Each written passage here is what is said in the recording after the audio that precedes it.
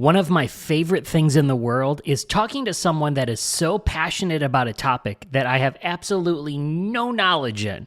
You can feel the energy that's behind their passion, and honestly, even if it's a topic that's of no interest to me, it still kind of sparks a fire inside of me. Today, you're going to meet a bird watcher, and honestly, meeting him at that moment was exactly what I needed. Hi, I'm Matt Hayes, and this is episode number 24 of Meet a Stranger. It was a rainy weekday evening at the coffee stand in Puerto Rico after a honestly very emotional day. Just hours earlier, I had handed over a foster puppy named Birdie that I had been watching for nearly 2 weeks over to her forever home, a really great guy here on the island. Honestly, I was a bit heartbroken. Birdie and I had gotten close, but I knew she was going on a great new adventure. So I'm sitting at this table going through emails when it starts to rain. Now, when it rains at this stand, people group up under these canopies to stay dry. There were 2 men from the States standing next to me, and honestly, I really wasn't in a talking mood, even though I could tell one of them really wanted to chat. But I felt compelled to chat anyway. I thought maybe saying hi will make me feel better. So I asked the guy where he's from, and we strike up a great little conversation. He tells me he's in Puerto Rico on a bird watching trip. A bird lover. Oh man, this is perfect because days earlier, when I had my apartment wide open, a bird flew in and made an unplanned visit inside. Luckily, it was only there for a minute and safely made its way back to the big blue sky above, and I had a video, and he was nice enough to take a look and tell me what kind of bird it was. His knowledge was something I had to learn about, and we talked about bird watching and why people do it. Take a listen. We just started up a conversation about birds. You're down here in Puerto Rico for a bird watching trip. How long have you been a bird watcher for? First off, is the term bird watching correct, or is there a different term? That's as good a term as any. Birder. A birder is probably a little better, but because there's all levels of birding. There are people who hang out one feeder, they watch the sparrows come in and they get thrilled by house sparrows. Yeah. And they can't identify anything else. And there are people that spend hours deciding which subspecies of red-tailed hawk is that, and which gulls who take 3 to 4 years to get to full maturity. You know, what do they look like at each stage? Or bird banders, who we need as a bander, we need to look at the feather generations in order to tell the age. Got it. Who spend more time. So many different levels of that. How long have you been interested in birds for? Well, many birders have an epiphanal story. Elementary school, my school is right next to Stapleton Airport in Denver, and I would stand out there and watch the red-tailed hawks soar over the fields. And so I've kind of been interested in birds since then, actively bird watching since about 1976. Wow. Do you remember the first bird that you identified? No, but I can remember birders have like a few favorite birds. And so mine would be the American avocet and the cinnamon teal. You can look those up. Those are in breeding plumage. They're spectacular birds. That's the better question to ask birders. Do you know how many species of birds you have been able to identify over the years? Actually, I do. What's the number? 2,744. Oh my God. Do you know how many species of birds are there on planet Earth? Maybe 10,000. Do you think you'll get to that? No. Do you have a goal number in mind? No. And the reason I know the exact count is there's a platform called eBird. It's run by the Cornell Lab of Ornithology, and today I put in the checklist of what I saw, so I know I've now seen 14 species of birds in Puerto Rico. But it keeps my life list for me, and I can say, what have I seen in the state of New York? What have I seen in Colorado? Yeah. There truly is an app for everything, isn't there? That's amazing. Yeah. Wow. What in particular about birding do you love? What about when you're out with, I'm assuming you use binoculars, right? Oh, you got them right there. I love it. So you have your binoculars, you're just observing, you're watching. When you're in that moment, what do you love about it? I like being outside, I like being in nature, and I like figuring out things. He's pulling out his camera here. Like that's the weather vane on the top of Morro, Fort Morro. El Morro. And that's a Caribbean martin. Beautiful bird. So I like to just to know that I've been there.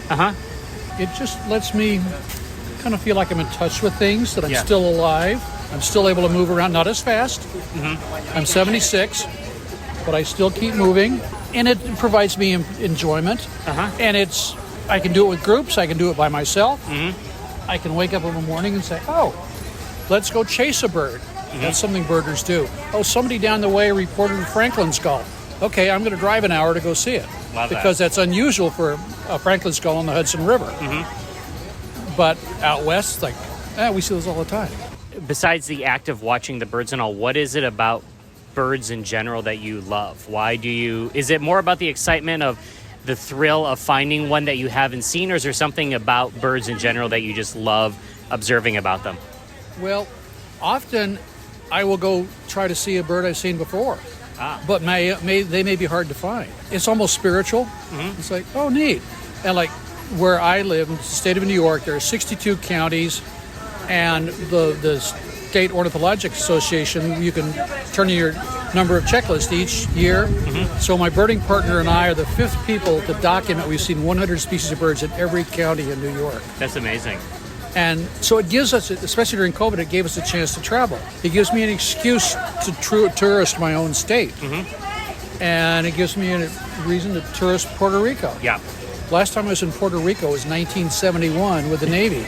Wow. Over at Roosevelt Roads. So people in New York might not sit down and say, well, where's the best place for a vacation? Well, Puerto Rico might not come up as number one, but it's a sure and a neat place to come. Yeah. And I have fun doing it.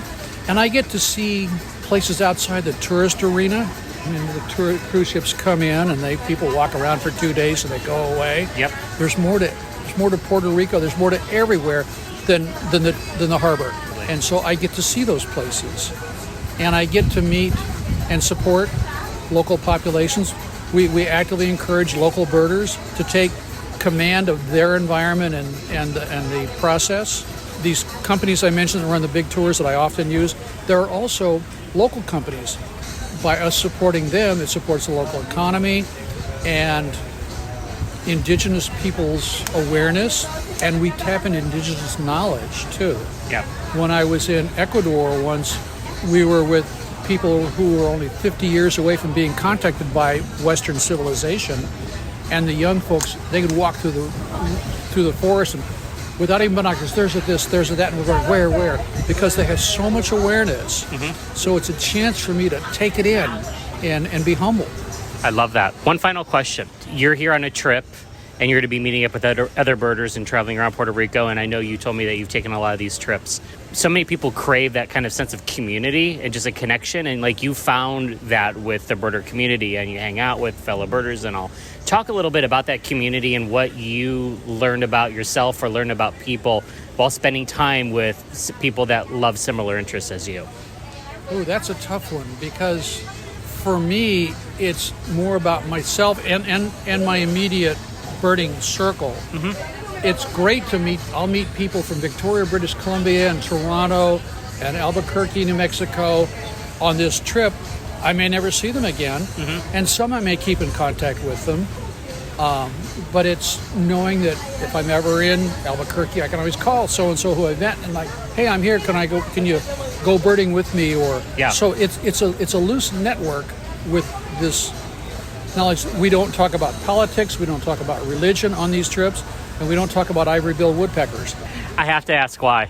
That's sort of kind of a joke, but the ivory-billed woodpecker was probably 99.999% gone extinct in the late 40s. And there are a few people, I saw an ivory-billed woodpecker. So there's a few people that believe it, and they can be very passionate that I really did see it and I really did hear it. Well, how come nobody else sees it? How come nobody else has heard it? Yeah. And there have been expeditions that go try to find it in recent history. That can get otherwise very calm people very, very agitated. After chatting with him, I don't really have an interest in becoming a birder. But man, what fascinating knowledge to learn. Still blows my mind that he knows exactly how many he's been able to see. When it's all said and done, honestly, I felt a little better after that chat. Just saying hello to a stranger and having a quick conversation can break the chain. It can lift up your spirits and help put a smile on your face. And even if it's not for you, that stranger you're talking to, they might be the one receiving that gift. You just never know what a quick hello can do for someone. Thanks to stranger number 24, and I hope you enjoyed your trip. And thank you, friend, for listening to Meet a Stranger today. Is there a topic that you're really passionate about? What if you and I sat down and recorded an episode